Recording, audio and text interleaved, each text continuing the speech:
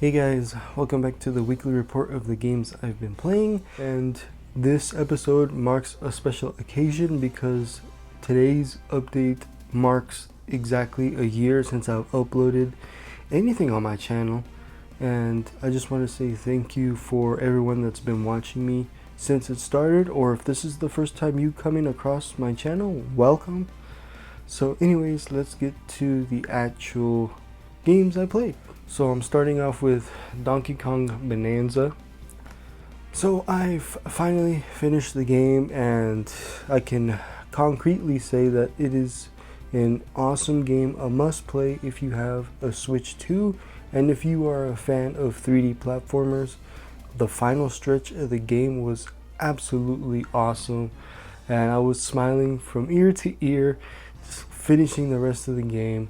And once you beat the game and roll credits, there's actually an end game that you can work towards, which is just collecting as many bananas as you can in order to get the other secret cutscenes, which is pretty cool. But I am satisfied enough with just beating the game, so I've since moved on from it.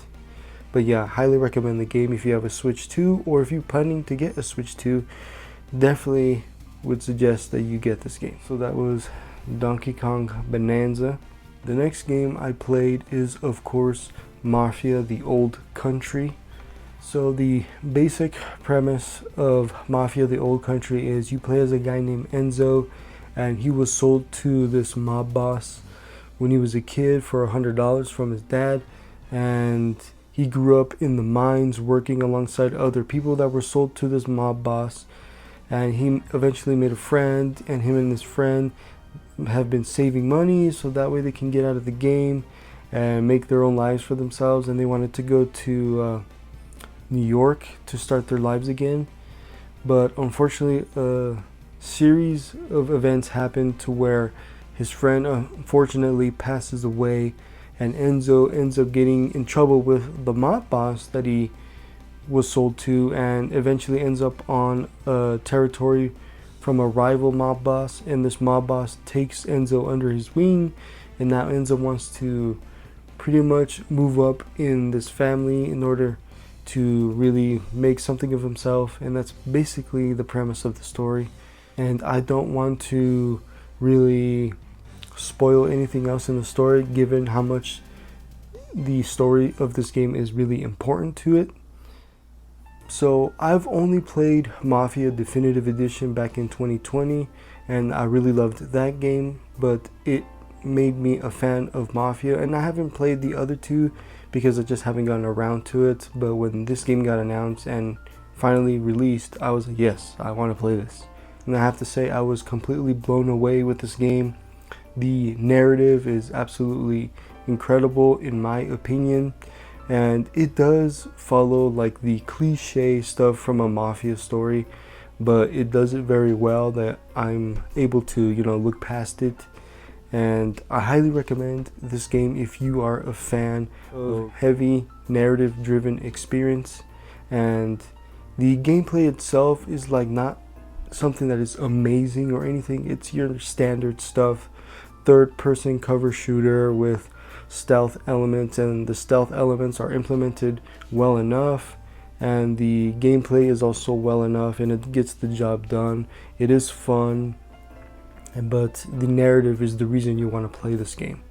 And the game is pretty short, in around 10 to 12 hours. It took me around close to that 12-hour mark to actually beat the game. It also will take you longer depending if you want to explore the open world, because technically, yes, this is an open world game, but it's not the main focus of the game. The main focus is just the narrative, and to tell you the truth, there's not that much to do in the open world. But if you want to explore, you can, and there are collectibles you can get out in the open world if you want to do that. And if you're someone that is a trophy or achievement hunter, you're definitely gonna have to do that to get all the achievements and trophies. But yeah, really love the game. Definitely a game I'm going to remember. And if you are a fan of any of the other Mafia games, you're more than likely going to enjoy this game. Now, there are issues with the game, and the open world, I guess, can be an issue if you are expecting an open world experience.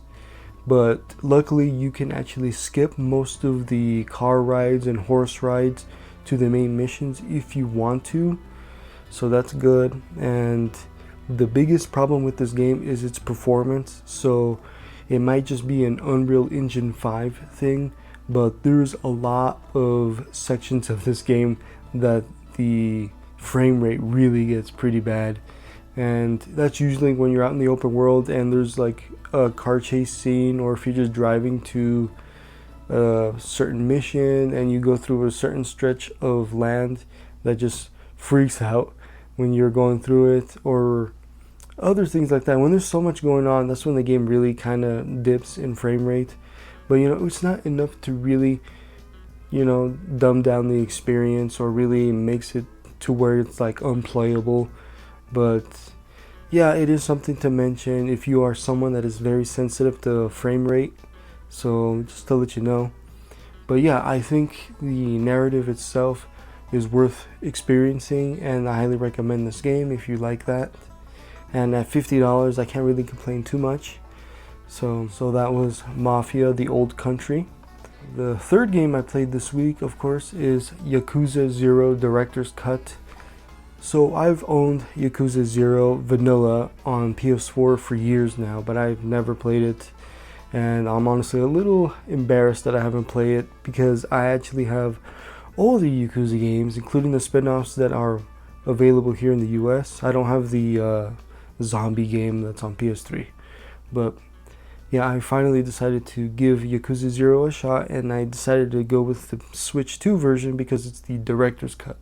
So it adds a couple cutscenes, it adds the English dub, and it adds a multiplayer mode. So I'm mostly interested in just the single player, and I've only played through the initial hours of the game, and I like what I've played so far, but there are some weird issues that I found with this game. I don't know if it's just the game or if it's the Switch 2 version. So the first issue I saw when I initially started playing is one of the cutscenes in the beginning, like it shows like the subtitle text when Kiryu is talking to a guy in a car, and the guy that was in the car was talking to him, and there was one bit of dialogue that cuts out from the side of the screen. And I am playing this game with the Japanese audio because I honestly think that the Japanese audio is better than the dub. But yeah, I don't know if it's a Switch 2 issue or if it's just something that's part of the game that is not been fixed. And I looked through the options menu and there's no way to decrease the size of the font of the subtitles, which is weird, but it is something that I noticed. And the other thing I noticed is just walking around as Kiryu feels a little floaty.